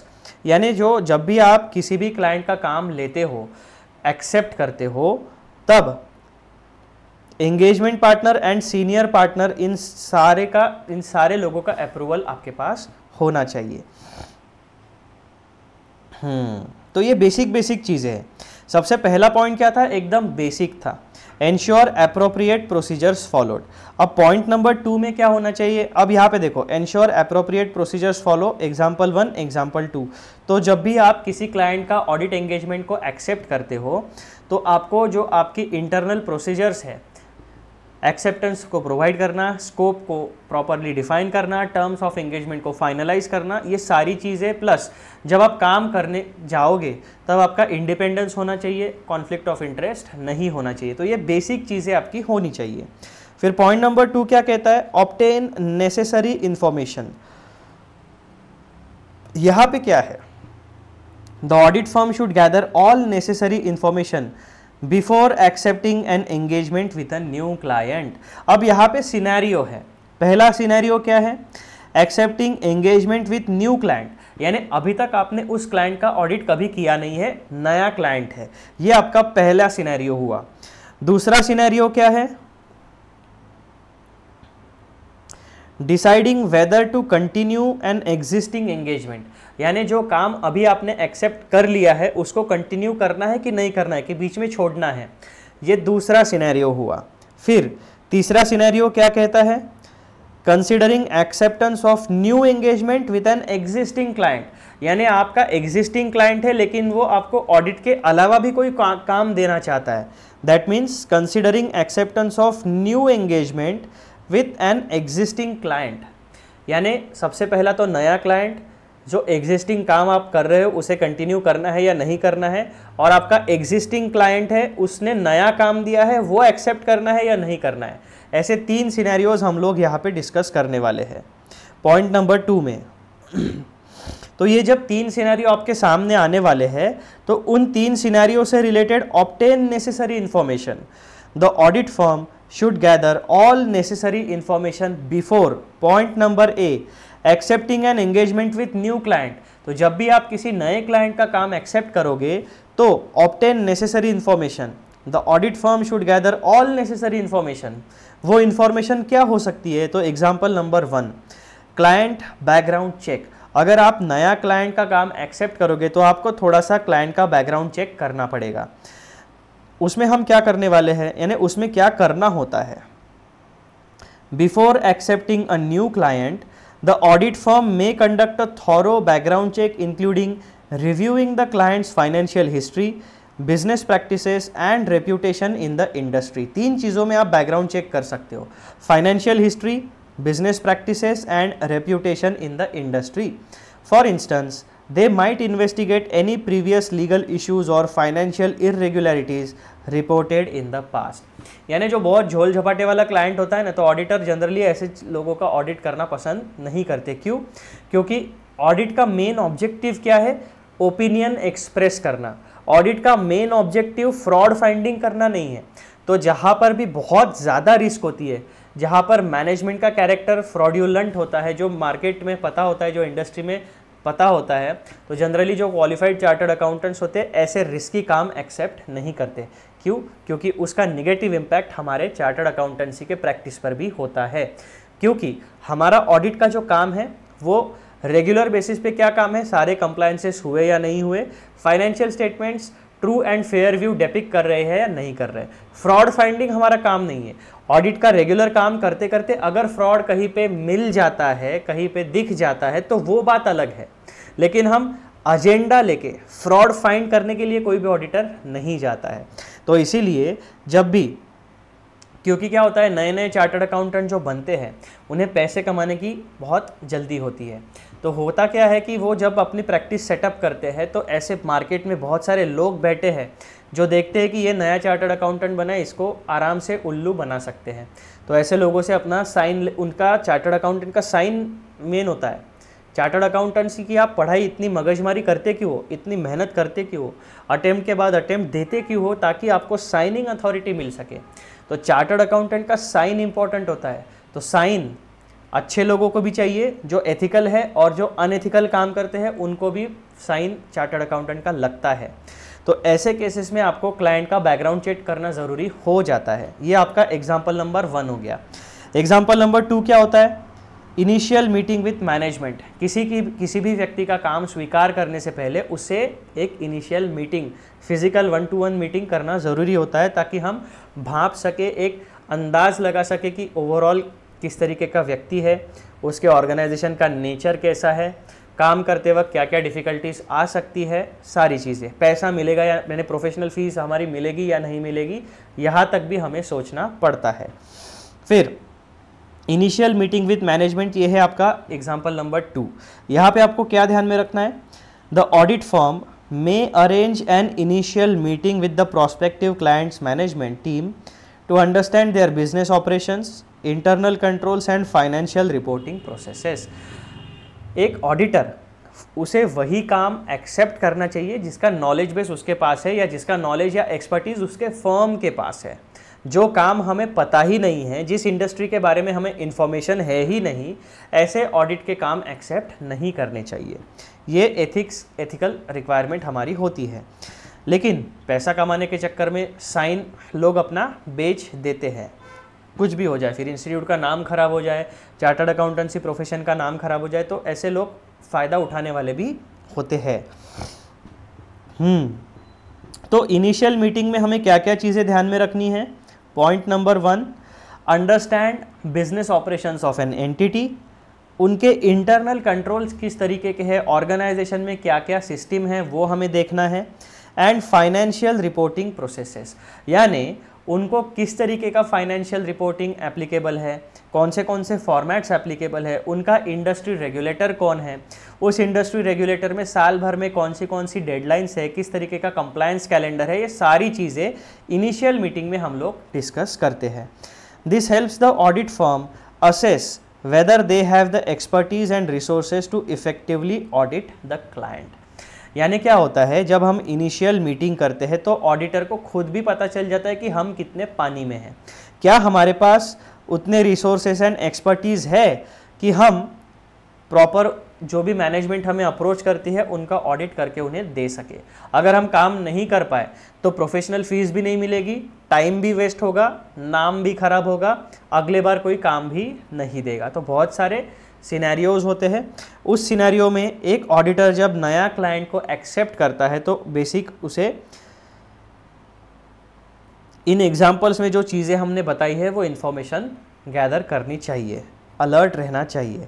फिर दूसरा scenario क्या कहता है हमारा, deciding whether to continue an existing engagement, यानी जो हमारा हमने काम तो एक्सेप्ट कर लिया है लेकिन काम करते समय कोई प्रॉब्लम आ रही है, तो प्रॉब्लम आ रही है तो उस प्रॉब्लम की वजह से हम काम छोड़ दे या हम उस प्रॉब्लम का सॉल्यूशन निकाल के काम आगे कंटिन्यू कर सकते हैं, इसका असेसमेंट हमें करना है।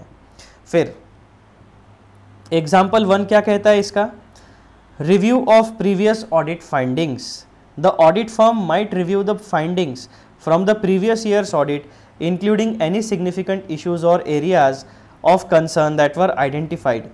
This review helps determine whether the issues have been resolved and if the client has taken appropriate corrective actions. यानी ये पूरा एग्जाम्पल क्या कहता है, पिछले साल के ऑडिट रिपोर्ट देखो, पिछले साल के जो भी डॉक्यूमेंट्स आपको मिल सकते हैं, ऑडिट वर्किंग पेपर्स अगर मिलते हैं तो उन्हें एक्सेस करो और उनमें से ये जजमेंट निकालने की कोशिश करो, असेस करने की कोशिश करो कि क्या क्लाइंट ऑडिट के प्रोसेस में कोऑपरेट करता है या नहीं करता है। अगर आप एज एन ऑडिटर कोई व्यक्ति उस मैनेजमेंट को बताता है कि ये प्रॉब्लम्स आपके हैं, उन्होंने क्या किया, ऑडिटर ने बताया, कागज़ लेके रख लिया, लेकिन उसको रिजॉल्व नहीं किया, सॉल्व नहीं किया, वो प्रॉब्लम्स वैसे ही इस साल भी कंटिन्यू होते हैं। तो ऐसे केस में क्या दिखता है आपको, एंटिटी के मैनेजमेंट का कैरेक्टर कि वो आपको कोऑपरेट नहीं करेंगे। तो जहाँ पे नॉन कोऑपरेटिव एनवायरनमेंट होता है वहाँ पे ऑडिटर को काम करने में मुश्किल होती है। जो भी ऑडिटर सजेशन देगा, जो भी ऑडिट रिपोर्ट देगा, उसकी कोई वैल्यू नहीं होगी, वो प्रॉपरली रिप्रेजेंट नहीं होगी। तो इस वजह से deciding whether to continue an existing engagement, यानी जो एग्जिस्टिंग ऑडिट का काम आपने स्वीकार किया है उसको कंटिन्यू करना है या नहीं करना है, ये बात यहाँ पे आपको दिखती है। तो यहाँ पे हमें नॉन कोऑपरेशन ऑफ मैनेजमेंट का एग्जाम्पल पता चला। फिर एग्जाम्पल 2 क्या कहता है इस सिनेरियो का, assessment of relationship and trust. The audit firm may assess the quality of the working relationship with the client's management and key personnel.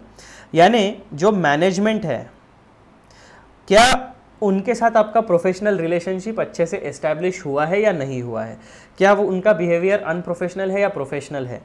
उसके बाद क्या मैनेजमेंट के ऊपर आप भरोसा कर सकते हो, यानी जो इन्फॉर्मेशन आप मांगोगे वो सही समय पर सही इन्फॉर्मेशन देगी या सही समय पर गलत इन्फॉर्मेशन देगी, या पूरा का पूरा डुप्लीकेट डॉक्यूमेंट या फ्रॉड डॉक्यूमेंट, फॉर्ज्ड डॉक्यूमेंट देगी। तो क्या होता है कि जब भी आप कोशिश करोगे, आप एज एन ऑडिटर आपको मैनेजमेंट के कैरेक्टर को असेस करना होता है। If there have been instances of non-cooperation, lack of transparency or disputes, the firm may reconsider continuing the engagement. यानी जब आप ऑडिट की प्रोसेस को फॉलो करते हो तो ऐसे सिनेरियोज, आपके रियल लाइफ सिनेरियोज है ये आपके सामने आ सकते हैं। तो ऐसे रियल लाइफ सिनेरियोज अगर किसी ऑडिटर के सामने आते हैं तो उसका रिस्पॉन्स मैकेनिज्म क्या होना चाहिए, इसका भी हम पहले ऑडिट की प्लानिंग में पूरा सोच के रखते हैं। फिर तीसरा सिनेरियो अगर हमारे सामने आता है तो उसमें हमें किस तरीके का रिस्पॉन्स एज एन ऑडिटर देना चाहिए, वो यहाँ पर एग्जाम्पल के थ्रू हमें पता चलता है। Considering acceptance of new engagement with an existing client, आपका एग्जिस्टिंग क्लाइंट है, आप उसके लिए साल दर साल काम करते हो। अब उस क्लाइंट के बारे में आपको इन्फॉर्मेशन पता है, उसको भी आपके बारे में इन्फॉर्मेशन पता है, दोनों के बीच में एक प्रोफेशनल ट्रस्ट है, एक इंटेग्रिटी है। तो जब ऐसा क्लाइंट आपको नया काम देने आता है तो ऐसे में आपका रिस्पॉन्स क्या होना चाहिए? Number 1, evaluation of new engagement requirements. जो नया काम आपको देना चाहता है उसकी रिक्वायरमेंट्स क्या है?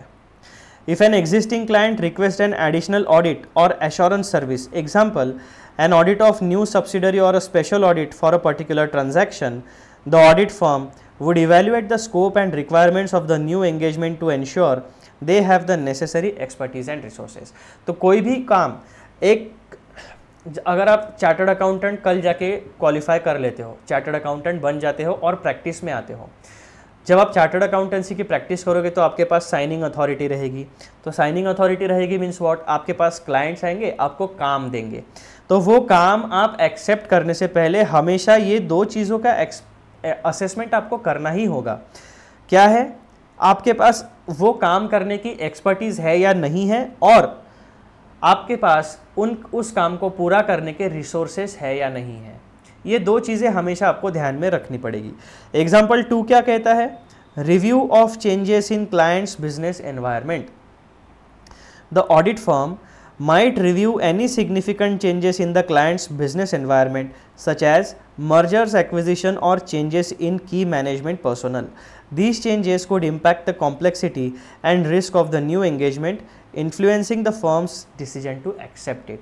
तो यहाँ पे क्या होता है कि अगर क्लाइंट का मैनेजमेंट चेंज हो जाता है, कुछ ऐसे चेंजेस होते हैं जैसे मर्जर्स, एक्विजिशंस और चेंजेस इन की मैनेजमेंट पर्सनल, तो क्या होता है, जो आपका एस्टैब्लिश्ड ट्रस्ट है वो उस पर्टिकुलर व्यक्ति के साथ था, जो आपका पर्सनल रेपो था उस पर्टिकुलर व्यक्ति के साथ था। तो जब कुछ चेंजेस होते हैं और वो चेंज होने के बाद अगर आपका एग्जिस्टिंग क्लाइंट कोई काम आपको देता है तो उसका भी असेसमेंट आपको करना है कि पैसा मिल रहा है इसलिए काम एक्सेप्ट नहीं कर लेना है। प्रॉपर असेसमेंट करो सिचुएशन का, आपके पास एक्सपर्टीज़ है या नहीं, आपके पास रिसोर्सेस है या नहीं, और आप उस ऑडिट को या किसी भी एंगेजमेंट एक्टिविटी को efficiently and effectively perform and fulfil कर पाओगे या नहीं कर पाओगे। ये पूरा सिनेरियो आपको प्लानिंग प्रोसेस में ध्यान में रखना पड़ेगा। ठीक है, तो ये 3 सिनेरियोज हमने देख लिए। एक बार वापस आ जाओ, ध्यान यहाँ पे दो। ठीक है, यहाँ पे क्या हो रहा है? Planning process. प्लानिंग प्रोसेस को दो कैटेगरीज में हम डिवाइड कर सकते हैं, preliminary engagement activities and planning activities. तो अभी हम प्रिलिमिनरी एंगेजमेंट एक्टिविटीज़ की पढ़ाई कर रहे हैं। प्रिलिमिनरी एंगेजमेंट एक्टिविटीज़ की डेफिनेशन हमने पढ़ ली, उसके बाद में प्रिलिमिनरी एंगेजमेंट एक्टिविटी में क्या क्या इंक्लूड होता है, पॉइंट नंबर ए हमने पढ़ लिया। पॉइंट नंबर ए में 1 और 2 ये 2 चीज़ें हमारी पूरी हो गई है। तो यहाँ पर हमने जो थोड़ा सा अनइंटरेस्टिंग आपको लगा होगा ये टॉपिक, क्यों? क्योंकि ये प्रिलिमिनरी एंगेजमेंट एक्टिविटी है। काम को एक्सेप्ट करने से पहले आपको क्या सोचना है, कौन से पैरामीटर्स की तरफ ध्यान देना है, वो बात हम अभी यहाँ पे कर रहे हैं। एक्चुअल ऑडिट में क्या करना है वो बात नहीं हो रही है। ऑडिट का काम एक्सेप्ट करने से पहले या एक्सेप्ट करने के जस्ट बाद हमें क्या रिस्पॉन्स देना चाहिए एज एन ऑडिटर, उसके बारे में हम लोग यहाँ पे डिस्कस करते हैं।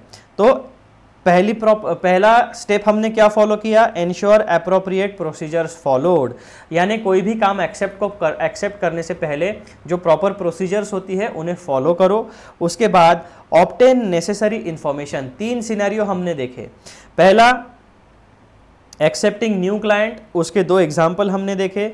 उसके बाद में दूसरा काम को कंटिन्यू करना है या नहीं करना है, और तीसरा एग्जिस्टिंग क्लाइंट अगर कोई नया काम हमें देता है तो हमारा रिस्पांस क्या होना चाहिए। तो प्रिलिमिनरी एंगेजमेंट एक्टिविटीज़, कोई भी काम को एक्सेप्ट करने से पहले हमें क्या रिस्पांस हमारा होना चाहिए, क्या स्टेप्स हमें फॉलो करने हैं, किन बातों का ध्यान हमें रखना है, वो बातें हम लोग यहाँ पे डिस्कस कर रहे हैं। अब उसी में आगे चल के पॉइंट नंबर 3 हमें पढ़ना है। पॉइंट नंबर 3 में हमें क्या पढ़ना है? Assess integrity and competence. When considering new or continued engagement, the firm should evaluate point number 1, integrity of the principal owners and key management. Point number 2, competence of the engagement team to perform the audit. Point number 3, the implications of issues that arose during current and previous audit engagement. Assess integrity and competence. ये जो integrity and competence है ये आपको client के management का भी assess करना है और खुद की टीम का भी असेस करना है। व्हेन कंसिडरिंग न्यू और कंटिन्यूड एंगेजमेंट, यानी जो 3 सिनेरियो हमने अभी देखे, वाइल कंसिडरिंग न्यू और continued engagement the firm should evaluate, 3 बातों का इवेल्युएशन हमें करना है। पहला, integrity of principal owners and key management, यानी जो क्लाइंट है उसकी इंटेग्रिटी यानी ऑनेस्ट, उसका नेचर कैसा है, ऑनेस्ट है या डिसऑनेस्ट है, पास्ट ट्रैक रिकॉर्ड कैसा है, ये सारी बातें। Point number 2, the competence of the engagement team to perform the audit. ठीक है, कॉम्पिटेंस किसका चेक करोगे, एंगेजमेंट टीम का। और the implications of issues that arose during the current and previous audit engagements, यानी जो मेजर इश्यूज अगर कोई है तो पिछले रिपोर्ट्स में आपको वो रिफ्लेक्ट हो जाएंगे, तो उसका क्या सॉल्यूशन आपने निकाला है वो बातें आपको कंसीडर करनी है, उन बातों का आपको इवैल्यूएशन करना है। फिर पॉइंट नंबर 4, 2 एग्जाम्पल्स है इसके, असेस इंटेग्रिटी एंड कॉम्पिटेंस के 2 एग्जाम्पल्स है। कौन सा, पहला वाला, the firm evaluates the integrity of the client senior management by checking any past involvement in fraudulent activities और लीगल इश्यूज़, यानी जो मैनेजमेंट है उनका पास्ट आप फाइनेंशियल हिस्ट्री देखोगे, ट्रैक रिकॉर्ड देखोगे, ऑनेस्ट है, डिसऑनेस्ट है, झोल झपाटे वाला है, प्रॉपर कंप्लायंस करने वाला है, तो उस हिसाब से आप अपना ऑडिट को प्लान करोगे। Example number 2, the audit team assesses whether it has the necessary skills and experience to audit a complex financial institution by reviewing the team's qualifications and past experiences। अब होता क्या है कि छोटे छोटे ऑडिट हम लोग हमारे इंटर्नशिप में करते हैं, हमें लगता है कि बस यही ऑडिट है, लेकिन ऐसा नहीं है।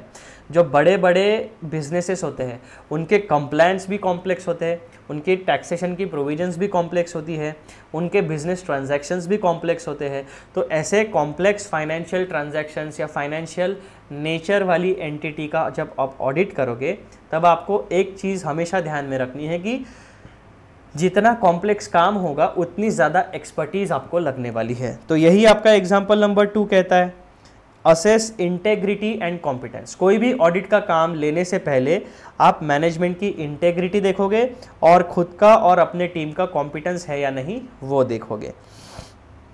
फिर पॉइंट नंबर 4 में हमें क्या कंसीडर करना है प्रिलिमिनरी एंगेजमेंट एक्टिविटी में, कम्युनिकेशन विद प्रीडेसेसर ऑडिटर, अगर पॉसिबल है तो, यानी आपके पहले जो ऑडिटर था उससे कम्युनिकेट करो। अगर वो रिस्पांस देता है तो ठीक है, नहीं देता है तो क्या करेंगे, नहीं दिया भाई ने रिस्पांस, है ना, उस पर हम कोई लीगल एक्शन तो ले नहीं सकते। For initial engagements where there has been a change of auditors it is important to communicate with the predecessor auditor to gain insights and information to the new engagement, यानी काम करने से पहले। जैसा कि एक कॉमन सेंस का example हम लोग कंसिडर करते हैं, यहाँ पर जो एग्जाम्पल है वो कंसिडर करेंगे। जैसा आप नए कॉलेज में एडमिशन लेते हो या नए स्कूल में आप जाते हो तो आप क्या करते हो, पहले या नए ऑफिस में आपने ज्वाइन किया तो आप क्या करते हो, आपके जो ऑफिस के लोग हैं उनसे बात करते हो, यानी क्या, आपसे पहले वो वहाँ पे काम करते हैं, उन लोगों से आप बात करते हो, अपने सीनियर से आप इन्फॉर्मेशन गैदर करते हो, ऑर्गेनाइजेशन में काम किस तरीके से होता है, ये सारी चीज़ें आप धीरे धीरे अपने उस ऑर्गेनाइजेशन के बारे में सीखते हो। ये क्या हुआ, आपके पहले जो लोग वहाँ पे काम कर रहे हैं उन लोगों से आप फीडबैक लेते हो। सिमिलरली जो ऑडिटर है वो भी अपने पुराना, उससे पहले जो ऑडिटर है जो वहाँ पे काम कर चुका है उससे वो फीडबैक लेता है कि भाई क्लाइंट कैसा है, कोऑपरेट करता है या नहीं करता है, झोल झपाटे क्या मिले थे तेरे को बता, ठीक है, कौन से एरिया में मुझे फोकस करना चाहिए। तो as a senior, as a professional, as a colleague हम उससे बात कर सकते हैं। अगर वो ऑडिटर रिस्पॉन्ड करता है तो ठीक है, अगर रिस्पॉन्ड नहीं करता है तो हम कोई लीगल एक्शन उस पर नहीं ले सकते, वो उसका डिसीजन है, ठीक है। तो एग्जाम्पल क्या है यहाँ पर, फॉर अ न्यू एंगेजमेंट, यानी नए काम के लिए the incoming audit firm contacts the predecessor auditor to discuss any issues or concerns encountered in previous audits such as difficulties with obtaining information or disagreement with management. Point number 2, the new auditor requests the predecessor auditor to share insights and understand the basis for previous audit opinions and to identify any areas that may require special attention in current audit. यानी हम अपने senior से बात ही क्यों करते हैं, ताकि हमें जल्दी जल्दी ज़्यादा से ज़्यादा नॉलेज मिल जाए, जो हाई रिस्क एरियाज़ है वो आइडेंटिफाई हो जाए, क्योंकि जो व्यक्ति हमारे से पहले काम कर चुका है उसके पास होता है सबसे वैल्यूएबल चीज़, और वो है फील्ड का एक्सपीरियंस। तो जो हमारा प्रीवियस ऑडिटर होता है, हम उसे as an experienced person, experience professional contact करके जानकारी हासिल करने की कोशिश करते हैं। तो मित्रों, ये था आपका पॉइंट नंबर ए। जो प्रिलिमिनरी एंगेजमेंट एक्टिविटी होती है उसमें सबसे पहली स्टेप होती है ये, perform procedures regarding the continuance of the client relationship.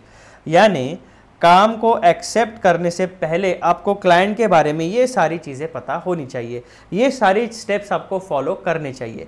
कोई भी ऑडिट एक्सेप्ट करने से पहले आपको पॉइंट नंबर ए में बताए गए सारी चीज़ों के बारे में ध्यान रखना है, उन्हें एक्चुअल रियल लाइफ में अप्लाई करना है। फिर प्रिलिमिनरी एंगेजमेंट एक्टिविटी में और भी क्या इंक्लूड होता है, तो प्रिलिमिनरी एंगेजमेंट एक्टिविटी में और इंक्लूड होता है पॉइंट नंबर बी। वो क्या है? Evaluating compliance with ethical requirements including independence. Evaluating compliance with ethical requirements including independence is a crucial aspect of audit process। यानी हमेशा जो ऑडिटर है वो खुद और उसकी जो टीम है उसका इंडिपेंडेंस हमेशा बरकरार यानी मेंटेन रहना चाहिए, क्योंकि अगर इंडिपेंडेंस नहीं है तो उसका डायरेक्ट इम्पैक्ट हमारे ऑडिट ओपिनियन के ऊपर पड़ने वाला है। The engagement partner and the audit team must continuously assess and ensure adherence to ethical standards to maintain the integrity and objectivity of the audit. तो ऑडिट को एफिशिएंट एंड इफेक्टिव तरीके से करने के लिए हमें एथिकल रिक्वायरमेंट्स एंड इंडिपेंडेंस को हमेशा फॉलो करना ही पड़ेगा। ठीक है मेरे मित्रों, अब यहाँ पे पॉइंट नंबर बी में सबसे पहली चीज़ continuous evaluation of ethical compliance. अब ये पूरा का पूरा हमारे फर्म के बारे में बात हो रही है, क्लाइंट के बारे में बात नहीं हो रही है, चार्टर्ड अकाउंटेंसी फर्म के बारे में यहाँ पर बात हो रही है। तो continuous evaluation of ethical compliance यानी हमें खुद का भी कंटिन्यूअस इवैल्यूएशन करना है कि हमारी जो फर्म है वो सारे के सारे चार्टर्ड अकाउंटेंसी प्रोफेशन और इस पर्टिकुलर काम के लिए जो भी एथिकल रिक्वायरमेंट्स है उसको फुलफिल कर रही है। ये कंटिन्यू बेसिस पे हमें इसका इवैल्यूएशन करना है। क्लाइंट के बारे में बात नहीं हो रही है, हमारी इंटरनल फर्म के बारे में बात हो रही है। Continuous evaluation. The auditor is responsible for continuously evaluating compliance with ethical requirements throughout the audit engagement. This ongoing assessment ensures that the ethical standards are upheld consistently from the beginning to the end of the audit process. Point number 2, definition of independence. Independence is defined as the state in which the judgment of a person is not influenced or directed by another person।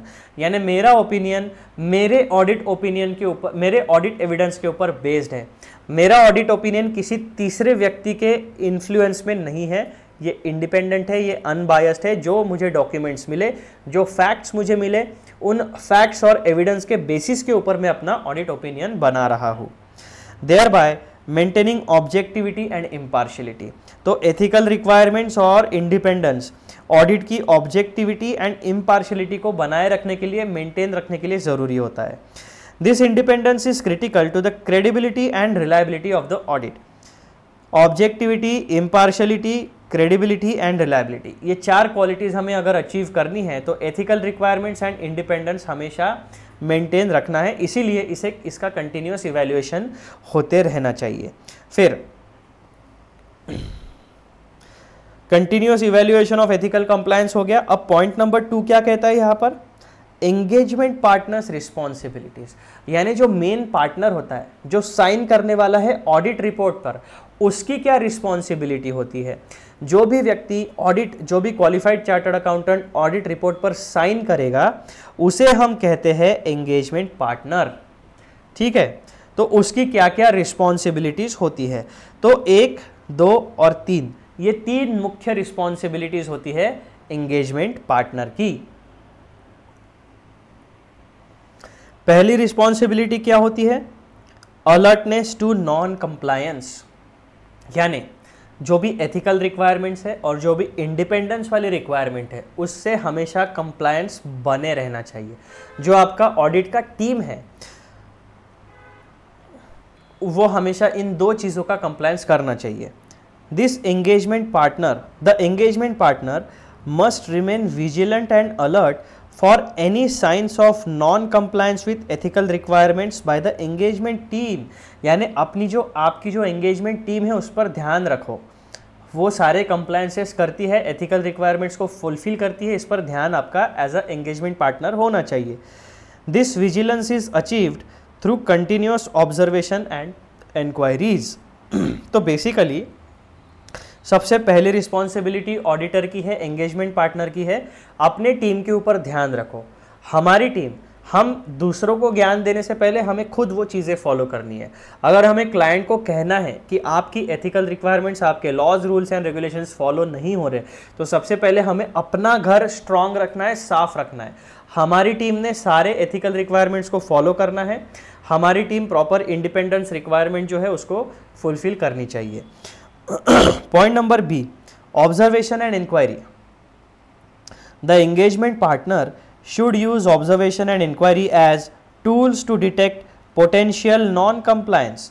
तो जो आपका जो engagement partner होता है, जो main chartered accountant होता है, वो हमेशा उसका जो आपका जो ऑडिट प्रोसेस है उस ऑडिट प्रोसेस को हमेशा ऑब्जर्व करते रहो, और जहाँ पे भी आपको डाउट आता है कि यहाँ पर कंप्लायंसेस हो रहे हैं या नहीं हो रहे, प्रॉपर काम हो रहा है या नहीं हो रहा है, तो वहाँ पर आपको इंक्वायरी करते रहना चाहिए। The engagement partner should use observation and inquiry as tool. यानी एक चार्टर्ड अकाउंटेंट के लिए ऑब्जर्वेशन और इंक्वायरी एक टूल है to detect any potential non compliance within the audit team. This proactive approach helps in identifying issues early and addressing them promptly. तीसरी responsibility क्या है? Addressing non compliance. If any instances of non-compliance are identified, the engagement partner must determine the appropriate course of action. Addressing non, अब ऐसा होता है, देखो हम लोग इंसान हैं, गलतियां हो सकती है या नेग्लिजेंस हो सकता है, होना नहीं चाहिए लेकिन हो सकता है। तो अगर कहीं पे जब कोई एंगेजमेंट पार्टनर ऑब्जर्व करते रहता है और उसे कहीं पर नॉन कंप्लायंस दिखता है तो उसका रिस्पॉन्स क्या होना चाहिए? If any instances of non-compliances are identified, the engagement partner must determine the appropriate course of action. यानी अब नॉन कंप्लायंस हुआ है, उसको ठीक कैसे करें? This may involve consulting with other members of the firm to decide on the best way to address the issue and ensure that ethical standards are upheld. Track आपने छोड़ दिया तो गाड़ी को वापस पटरी पर कैसे लेके आना है उसके बारे में अपने बाकी के जो आपके फर्म के पार्टनर्स हैं उनसे डिस्कस करो। आपका क्या रिस्पांस मैकेनिज्म होना चाहिए, आपके इंटरनल क्या पॉलिसीज प्रोसीजर्स है, उस हिसाब से डिसीजन लो, और जो नॉन कंप्लायंस हुआ है उसको रेक्टिफाई करके प्रॉपर फिर से काम को शुरू कर दो। तो एक एंगेजमेंट पार्टनर की ये 3 रिस्पॉन्सिबिलिटीज होती है। देखो क्या होता है, ऑडिट जो है ना, ये बहुत ही अभी क्या हो रहा है, ये बड़ा टॉपिक है, इस चैप्टर का ये बड़ा टॉपिक है, planning activity, elements of planning. तो पूरा का पूरा ऑडिट का प्लानिंग का प्रोसेस जो है वो 2 हिस्सों में डिवाइड किया गया। पहला स्ट्रैटेजी, दूसरा डिटेल प्लान। पहला स्ट्रैटेजी, दूसरा डिटेल प्लान। तो अभी हम स्ट्रैटेजी के बारे में बात कर रहे हैं, डिटेल प्लान के बारे में अभी तक हमने पढ़ना शुरू नहीं किया है। अब स्ट्रैटेजी में क्या होता है, स्ट्रैटेजी में अभी तक हमने काम शुरू नहीं किया है। काम शुरू करने से पहले जो हम सोच विचार करते हैं, काम शुरू करने से पहले हमें क्या क्या स्टेप्स फॉलो करने हैं वो हम यहाँ पे पढ़ रहे हैं। हो सकता है कि आपको ये थोड़ा सा बोरिंग लगे, लेकिन आपकी बोरियत में हटा देता हूँ। एग्ज़ाम के लिए ये टॉपिक इम्पॉर्टेंट है क्योंकि ये ऐसे 300 से रिलेटेड है, इसमें बहुत सारे घुमा घामा के क्वेश्चंस आपसे बनते हैं। तो ये टॉपिक्स आपको अच्छे से पढ़ना है। तो आपकी बोरियत को हटा दो, टॉपिक के ऊपर वापस आ जाओ, ठीक है। अब हम आते हैं हमारे पॉइंट नंबर 3 के ऊपर। क्या पढ़ रहे हैं हम लोग? Evaluating compliance and ethical requirements including independence. पहला, continuous evaluation of ethical compliance. दूसरा एंगेजमेंट पार्टनर की रिस्पॉन्सिबिलिटी क्या होती है, और अब तीसरा फॉर्मिंग कंक्लूजन ऑन इंडिपेंडेंस। जो सबसे पहले चैप्टर में, पहले लेक्चर में हमने ऑडिट की डेफिनेशन पढ़ी थी, उस डेफिनेशन में ही हमें इंडिपेंडेंस के बारे में पता चला था। इंडिपेंडेंस का मतलब क्या होता है कि ऑडिटर का जो ओपिनियन है वो उसके काम के ऊपर बेस्ड है। जो ऑडिट एविडेंस, जो फैक्ट्स, जो ट्रूथ उसे खुद गैदर किया है, उसके बेसिस के ऊपर वो अपना ओपिनियन बनाने वाला है। किसी तीसरे व्यक्ति के विशेष या तीसरे व्यक्ति के इच्छा के अनुसार ऑडिट का ओपिनियन नहीं होगा। ऐसी सिचुएशन को, ऐसे स्टेट ऑफ माइंड को कहते हैं इंडिपेंडेंस ऑफ ऑडिटर। ठीक है, तो अब जो आपकी एज एन ऑडिटर क्या रिस्पॉन्सिबिलिटी है, फॉर्मिंग कंक्लूजन ऑन इंडिपेंडेंस, यानी आपका खुद का इंडिपेंडेंस प्लस जो आपके टीम मेंबर्स है उनका भी इंडिपेंडेंस। ऐसा हो सकता है कि अगर आपके टीम में 12-13 मेंबर्स हैं जो आपको ऑडिट का काम करने में मदद करने वाले हैं, तो क्या होगा कि आपको उनके ऊपर ऑब्जर्वेशन रखना है, उनको मॉनिटर करना है। हो सकता है कि जो क्लाइंट है उसका मैनेजमेंट डिसऑनेस्ट हो, उसकी इंटेग्रिटी कॉम्प्रोमाइज्ड हो। वो क्या करेगा, आपके किसी 2 या 3 मेंबर्स को पकड़ेगा टीम के, उनको पैसे देगा, उनको करप्ट करेगा, उनको फैसिलिटीज़ देगा और बोलेगा कि यार आपका जो पार्टनर है ना, मेन पार्टनर जो साइन करेगा, तो उसको यार मेरा ये फ्रॉड मत दिखा देना, ये गलत डॉक्यूमेंट तुमको दिख गया, ठीक है ये पैसे रख लो, मुंह बंद रख लो। ऐसा भी हो सकता है। यानी आपके टीम मेंबर्स को मैनेज किया जा सकता है, आपके टीम मेंबर्स को करप्ट किया जा सकता है, आपके टीम मेंबर्स का इंडिपेंडेंस कॉम्प्रोमाइज हो सकता है। तो एज एन ऑडिटर मुझे खुद का भी इंडिपेंडेंस मेंटेन करना है और मेरे टीम के, मेरे जो पार्टनर्स हैं, मेरे जो टीम मेंबर्स हैं, उनका भी इंडिपेंडेंस मेंटेन करना है, ताकि मेरा जो ऑडिट है वो कॉम्प्रोमाइज ना हो। Forming conclusion on independence, information gathering. The engagement partner must gather relevant information from the firm to identify and evaluate circumstances or relationships that might create threats to independence। यानी किसी भी परिस्थिति में आप खुद एज एन ऑडिटर, आप खुद और आपके टीम मेंबर्स का इंडिपेंडेंस कॉम्प्रोमाइज नहीं होना चाहिए। This involves a thorough review of firm's policies and specific details of audit engagement। तो आपका और आपकी टीम मेंबर्स का इंडिपेंडेंस मेंटेन है या नहीं, इसके बारे में जानकारी आपको कंटिन्यू बेसिस पर गैदर करते रहनी है। उनको कंटिन्यू ऑब्जर्व करो, उनको कंटिन्यू इंक्वायरी करो। Point number 2, point number B, evaluating breaches. अगर एज एन एंगेजमेंट पार्टनर आपने किसी व्यक्ति को, आपके टीम मेंबर को आपने कोई काम बताया है तो उसने वो करना चाहिए। आपने कोई रिक्वायरमेंट उसको बताई है रिगार्डिंग प्रोफेशनल वर्क, तो वो उसे फॉलो करनी चाहिए, वो कंडीशन उसे फुलफिल करनी चाहिए। तो अगर वो उस कंडीशन को फुलफिल नहीं करता है तो क्या होना चाहिए?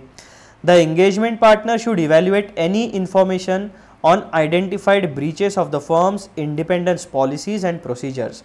This evaluation helps determine whether these breaches pose threat to independence of the audit engagement। यानी किसी भी परिस्थिति में, ऑडिट का काम करते समय किसी भी परिस्थिति में इंडिपेंडेंस जो होता है वो कॉम्प्रोमाइज नहीं होना चाहिए। उसके बाद point number C, taking appropriate action. अगर आपको कहीं पे भी ब्रीच दिखता है, कहीं पे भी कॉम्प्रोमाइज़ दिखता है, जब आप इन्फॉर्मेशन गैदर करोगे तो इसके बारे में आपको इन्फॉर्मेशन मिलेगी। अब कहीं पर आपको ब्रीचेस मिलते हैं तो अप्रोप्रिएट एक्शन भी आपको लेना पड़ेगा। ये सारी की सारी बातें हम अपने फर्म के लिए कर रहे हैं, क्लाइंट के लिए अभी तक हमने काम शुरू नहीं किया है। Upon identifying threats to independence, the engagement partner must take appropriate action to eliminate or mitigate these threats to an acceptable level। यानी अगर इंडिपेंडेंस कॉम्प्रोमाइज हुआ है तो जो थ्रेट है उस थ्रेट को ख़त्म करो, अपना इंडिपेंडेंस वापस मेंटेन करो। This could involve applying safeguards to protect independence और if necessary withdraw from the audit engagement. अगर आप इंडिपेंडेंस मेंटेन नहीं कर पा रहे हो तो काम छोड़ दो, सिंपल बात। Withdrawal should be considered when the threat cannot be reduced to an acceptable level and is permitted by law or regulation। तो ये होता है आपका appropriate action। या तो इंडिपेंडेंस को वापस मेंटेन करो, अगर मेंटेन नहीं कर पा रहे हो तो काम को छोड़ दो। फिर point number D, reporting unresolvable issues. If the engagement partner is unable to resolve the matter related to independence, it must be promptly reported to the firm. This ensures that the firm can take appropriate action to address the issue and maintain the integrity of the audit process. अगर आप independence के issue को resolve नहीं कर पा रहे हो तो अपने फर्म में सीनियर पार्टनर्स या जो भी डिसीजन मेकर्स है उनको बताओ कि ऐसा ऐसा प्रॉब्लम हो रहा है, फिर वो आपको सॉल्यूशन जो बताएंगे उसको फॉलो कर लो। तो मित्रों ये था आपका इंडिपेंडेंस के बारे में जानकारी। ऑडिटर के सामने 1, 2, 3, 4 ये 4 प्रकार के सिनेरियो इंडिपेंडेंस से रिलेटेड आ सकते हैं। तो इन 4 कैटेगरी में आपको एज एन ऑडिटर काम शुरू करने से पहले इंडिपेंडेंस के बारे में सेफगार्ड क्रिएट कर लेने हैं। फिर पॉइंट नंबर सी में हम क्या पढ़ने वाले हैं, establishing and understanding of terms of engagement, यानी जो हमारा अपॉइंटमेंट लेटर है उसमें सारी बातें बताई गई है कि हमारे टर्म्स ऑफ एंगेजमेंट क्या है, क्या काम करना है, स्कोप ऑफ ऑडिट क्या है, कितने दिनों में ऑडिट को ख़त्म करना है और कितना प्रोफेशनल फीस आपको मिलने वाला है, किस प्रकार की आपको यानी कौन से फॉर्मेट में आपको रिपोर्ट देनी है और वो रिपोर्ट किन किन व्यक्तियों को सबमिट करनी है। सारी के सारी बातें बेसिकली पूरे के पूरे ऑडिट का एंगेजमेंट का पूरा प्लान बेसिकली यानी आपको क्या काम करना है वो होता है टर्म्स ऑफ एंगेजमेंट। तो यहाँ पर सबसे पहले हमें क्या करना है, interest of entity and auditor, इसके बारे में क्लियर अंडरस्टैंडिंग होना चाहिए। Point number A, audit engagement letter. It is crucial for both the entity and the auditor to have a clear understanding of the terms of audit engagement। यानी client और मैं as an auditor हम दोनों के दिमाग में single point agenda होना चाहिए, दोनों के दिमाग में सेम मीनिंग होना चाहिए टर्म्स ऑफ एंगेजमेंट का। This understanding is typically formalise through an audit engagement letter. तो सबसे पहले हमारे पास एक properly drafted written audit engagement letter होना चाहिए जिसमें क्लियरली लिखा हुआ है कि ऑडिटर क्या क्या काम करने वाला है, ऑडिटर की क्या रिस्पॉन्सिबिलिटीज़ है, मैनेजमेंट की क्या रिस्पॉन्सिबिलिटीज़ है। दूसरा, sent before commencement of audit. The audit engagement letter should be sent before the audit begins to ensure that parties are on the same page and outside. यानी काम शुरू करने से पहले एंगेजमेंट लेटर दोनों पार्टी के पास सेम एंगेजमेंट लेटर होना चाहिए। Point number C, avoid misunderstanding. By clearly outlining the terms and scope of the audit in the engagement letter, potential misunderstanding can be avoided, fostering a smoother audit process. तो सबसे पहले entity और auditor के जो भी interest है उनको properly draft करो, लिखो और उससे एक ऑडिट एंगेजमेंट लेटर बनाओ ताकि दोनों के पास सेम टर्म्स एंड कंडीशंस हो फॉर ऑडिट एंगेजमेंट। उसके बाद ऑडिट शुरू होने से पहले दोनों के पास साइंड कॉपीज पहुंच जानी चाहिए और इससे क्या होगा, क्लाइंट और ऑडिटर जो है उनके बीच में किसी तरीके का मिसअंडरस्टैंडिंग नहीं बचेगा। फिर point number 2, establishing and understanding of terms of engagement में तो सबसे पहला आपका मुद्दा हो गया ऑडिट एंगेजमेंट लेटर को अच्छे तरीके से ड्राफ्ट करो। दूसरा मुद्दा क्या है, avoid confusion. ensure no confusion regarding terms of engagement। किसी तरीके का कोई confusion नहीं होना चाहिए। क्यों? क्योंकि जब प्रोफेशनल एक्टिविटी में कंफ्यूजन होता है तो झगड़ा होता है तो पैसों का नुकसान होता है, फाइनेंशियल इम्पैक्ट उसका होता है। इसी वजह से किसी तरीके का कोई कंफ्यूजन नहीं होना चाहिए टर्म्स ऑफ एंगेजमेंट में। ठीक है, the engagement letter serves as a formal agreement that delineates the responsibilities and expectations of both the auditor and the client, thereby preventing confusion about the terms of engagement। यानी जो भी आपका audit engagement letter है उसमें auditor की responsibility और management की responsibility एकदम क्लियर कट लिखी हुई होगी और जो क्लियर कट लिखा हुआ है उसकी वजह से कोई भी कंफ्यूजन क्रिएट नहीं होगा। Point number 3, preliminary engagement activities. उसमें point number A, assist auditor in identifying and evaluating events और circumstances. Performing preliminary engagement activities is essential for the auditor. These activities help in identifying and assessing any event और condition that could impact the audit.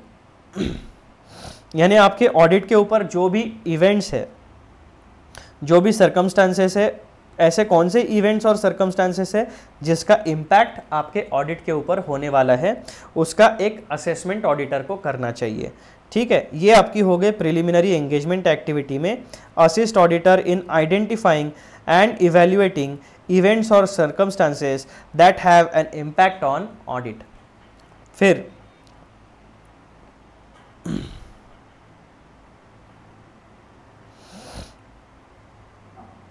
Point number B क्या है? affects ability to plan and perform audit engagement. Understanding these events or circumstances early on aid in effective planning and execution of audit engagement, ensuring that the auditor can address any potential issues proactively. अब हम लोग क्या बात करते हैं, audit शुरू होने से पहले ही हम इफ्स एंड बट्स यानी प्रोएक्टिव होके हम लोग क्या हो सकता है ऑडिट की प्रोसेस में उसको एंटिसिपेट करते हैं, यानी फ्यूचर में क्या क्या इवेंट्स और सर्कमस्टांसेस एक ऑडिटर के सामने आ सकते हैं, उसका रिस्पॉन्स मैकेनिज्म किस तरीके का होना चाहिए, ये सारी बातों के बारे में हम अभी सोच रहे हैं, प्रेजेंट में सोच रहे हैं। लेकिन यहाँ पे आपको एक बात समझना ज़रूरी है, वो बात क्या है, फ्यूचर में क्या होने वाला है इसका हम केवल अंदाज़ा लगा सकते हैं, एक्चुअल में क्या होगा वो हम जब फ्यूचर में पहुँचेंगे तब हमें पता चलेगा। लेकिन अभी के लिए हम क्या कर सकते हैं कि एक ऑडिट के काम में क्या क्या इवेंट्स एंड सर्कमस्टांसेस आ सकते हैं जिसका इम्पैक्ट हमारे ऑडिट की प्रोसेस पर पड़ने वाला है, ऐसे इवेंट्स एंड सर्कमस्टांसेस को आइडेंटिफाई करो, उनको असेस करो, हाई रिस्क है, लो रिस्क है, मीडियम रिस्क है, उस हिसाब से एंटिसिपेटेड सर्कमस्टांसेस एंड इवेंट्स के रिस्पॉन्स मैकेनिज्म तैयार रखो, ताकि आगे चल के जब वो इवेंट या सर्कमस्टांस आपके सामने आए तो आपके पास एक रेडीमेड रिस्पॉन्स है जिससे आपका समय बचेगा।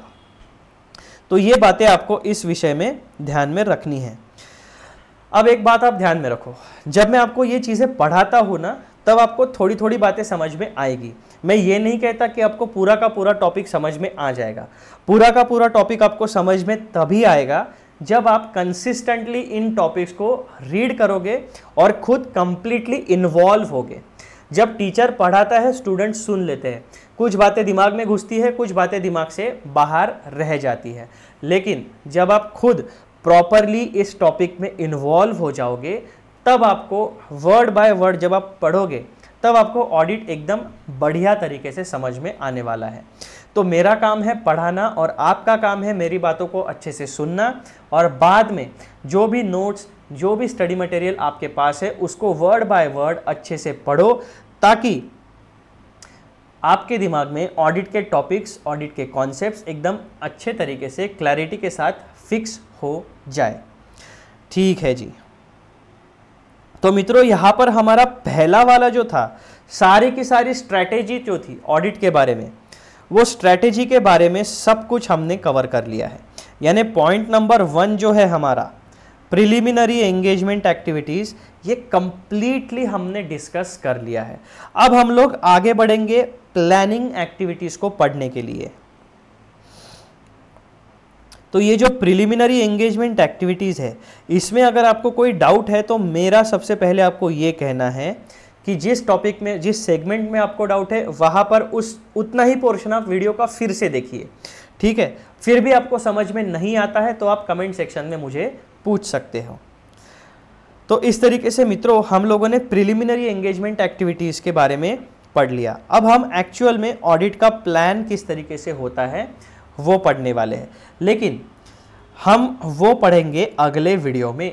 ये वीडियो ऑलरेडी 1 घंटा 28 मिनट का हो चुका है, तो इसको मैं यहाँ पे रोकता हूँ, क्योंकि जो YouTube साहब है वो हमें लंबे लंबे वीडियोस इनिशियली अपलोड करने में थोड़ा प्रॉब्लम देता है। प्रॉपर 1-1.5 घंटे के वीडियो अपलोड करने में वो कोई प्रॉब्लम नहीं देता है।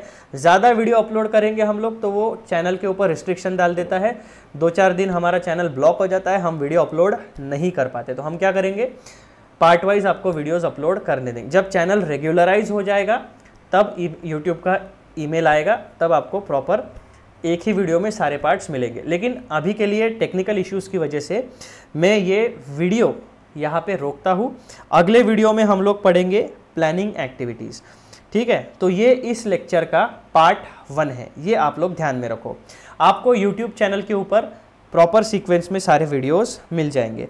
जाने से पहले एक छोटी सी रिक्वेस्ट एज यूजुअल। वो रिक्वेस्ट क्या है मेरे प्यारे बच्चों, चैनल को यूट्यूब पर ढूंढो, सब्सक्राइब करो, सारे बेल नोटिफिकेशन को ऑन करो, लाइक करो वीडियोस को और शेयर करो, ताकि सारे फ्यूचर चार्टर्ड अकाउंटेंट्स को ऑडिट की पढ़ाई करने में आसानी हो। चलो अगले वीडियो में मिलते हैं।